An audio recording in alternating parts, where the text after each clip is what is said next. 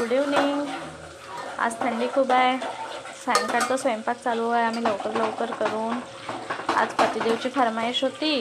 टमाटरचा आळण आणि कणक्याचा भात झालेला आहे आणि मी टमाटरचा आळण बनवत आहे. त्यासाठी मी टमाटर आणि मिरची आणि तुरीचे दाणे बॉईल केले होते, उकळून झाले आणि पुन्हा मग टमाटर आणि मिरचीची पेस्ट काढली आणि तुरीचे दाणे. इकडे पोळ्या, ज्यांना पोळ्या खायच्या आहे सगळेच खातील म्हणा, दोन तिच्या पोळ्या पण होत आलेल्या आहे आणि मी इकडे आळण बनवत आहे. आज थंडी भरपूर वाटत आहे.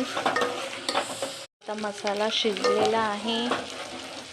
यामध्ये टाकते मी आता कस्तुरी मेथी आणि गोडा मसाला 1 चम्मच, थोडासा जास्त.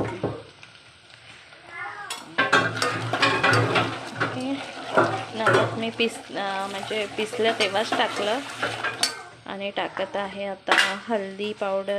आळणची वास छान येत आहे. मसाला वास येते काय गं?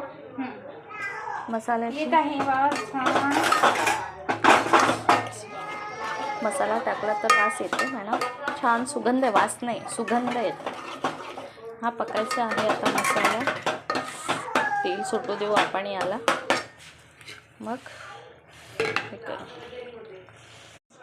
यामध्ये पीठ हे टाकल्यामुळे हे चिपकतात, त्याच्यामुळे मी आता टाकत आहे टमाटरची पेस्ट केलेली, टमाटर मिरचीची पेस्ट केलेली आणि मग शिजते याच्यासोबत पण.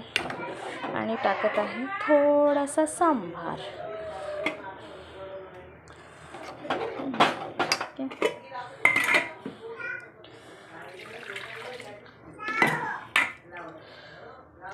एवढा पातळ केलं आहे मी. आता याला छान पहिले उकळी येऊ देते आणि मग कमी आचेवर याला शिजू देते, वरती तेल येईपर्यंत. ओके, थोडंसं मी सांबार टाकते, छान टेस्टी आहे. चला मग आळण बनल्यावर दाखवते तुम्हाला. आळण टमाटरचा बघा असा दिसत आहे. जवळपास मी याला अर्धा तास 20 मिनिट शिजूच दिला आहे चांगला.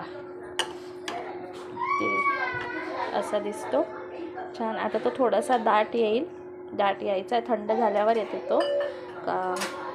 बघा आता आम्ही जेवण करतो छान, कणक्याचा भात आणि टमाटरचा आळण.